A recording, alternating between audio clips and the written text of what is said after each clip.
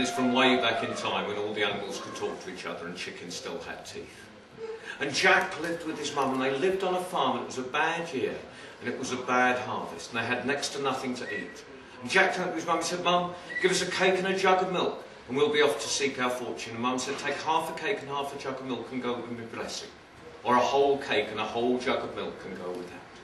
And of course Jack took the half a cake and half a jug of milk, and he set off down the road. But he'd hardly gone down the road, and he heard a stomping and a clomping and a braying from the stream below. He looked down, there was a donkey drowning. As quick as he could, he got a pile of stones and threw them into the stream, and he built a bridge, and he pulled out that donkey. And you all know exactly what the donkey said. "Thank you very much, for I'd have surely died." "And where do you happen to be going?" "Well, I'm off to seek my fortune," said Jack, "or at least live to the next harvest." "Do you mind if I come with you?" said the donkey. "Not at all," said Jack, and they set off down the road. But they came to a city, and there was a group of children in the middle of the city, and they were chasing a dog through the streets, and tied to the dog's tail was a kettle, and they were throwing stones at the dog and stones at the kettle. And as they ran past Jack and the donkey, Jack shouted now, the donkey brayed as loud as it could, and the children were so frightened they ran off in all directions. Jack got the dog, undid the kettle from its tail, and you all know exactly what the dog said. "Thank you very much, for I'd have surely died." "And where do you happen to be going?" "Well, I'm off to seek my fortune," said Jack, "or at least live to the next harvest." "Do you mind if I come with you?" said the dog. "Not at all," said Jack, and they set off down the road. Well, it was about this time of day, and they were getting a bit hungry, and they all sat down on the grass verge for something to eat.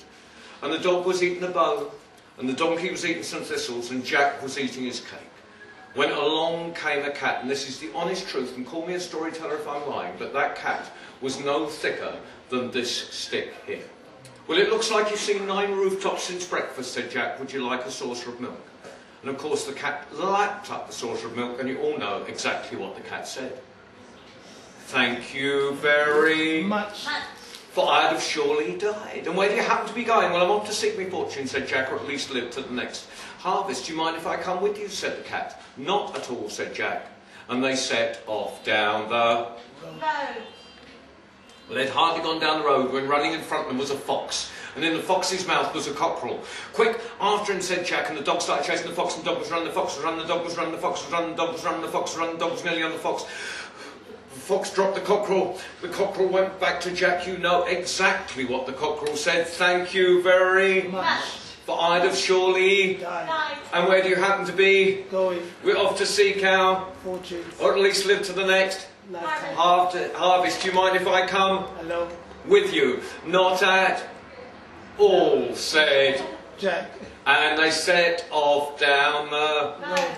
Well, fortunately for your patience and my breath, at this point it got dark, and they were looking for somewhere to stay, and there wasn't a cottage in sight. So they all lay down on the grass clearing in the forest, all except for the cockerel, who went to sleep in the branch of a tree. Well, they had hardly been asleep when the cock started crowing.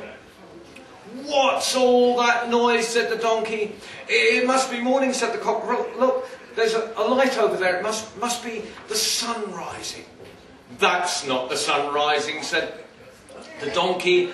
"That's a candle in a cottage window, and it wasn't there earlier. We'd better wake up the others and find out what's going on."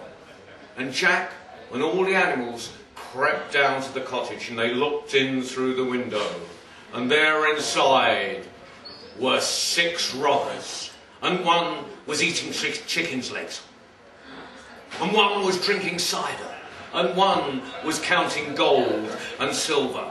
And Jack said, "Look, when I give the signal, make as much noise as you can." And he counted to 3, and the dog started barking, and the cockerel started crowing, and the donkey started braying, and the dog started barking, and the cat started meowing. And the robbers were so frightened, they ran out of the door and went and hid in the forest. Well, Jack and his companions went inside and made themselves comfortable. But up in the forest, the robbers started complaining. "I'd hardly started my chicken's legs," said one. "I'd hardly had a sup out of my cider," said the other. "Think of all that gold and silver," said the other. And the robber chief said, "Look, you lot wait here. I'll go down and find out what's going on." And he crept down to the cottage, and he crept inside, And it was so dark he couldn't see his finger in front of his nose. And he crept over to the fireplace. And he tripped over the dog, and the dog bit him all up his legs.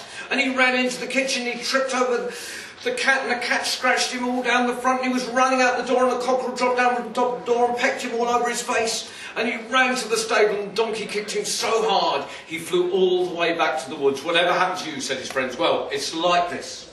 I crept out the cottage, and it was so dark, I couldn't see my finger in front of my nose. What happened then, old? Oh, I know exactly what happened, yes.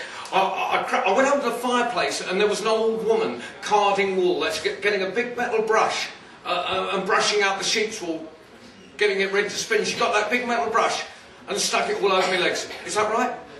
No. What do you mean, no? Was that what happened?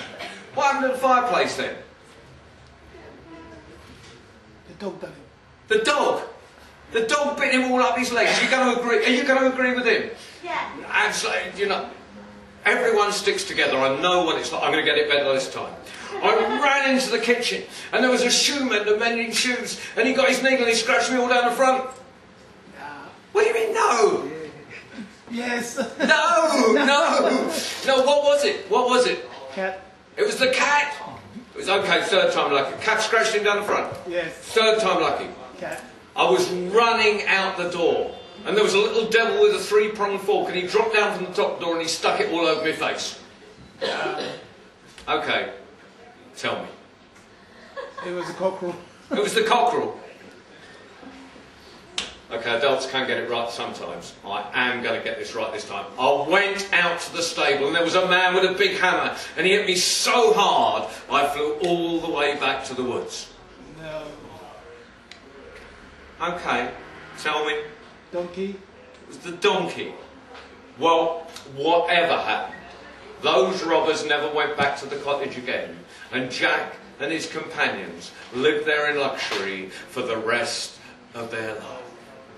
And if any of you had been passing, if you had knocked on the door, you'd have been given something to eat, something to drink, and if you were very tough, a bed to sleep in. Why bed? Story end.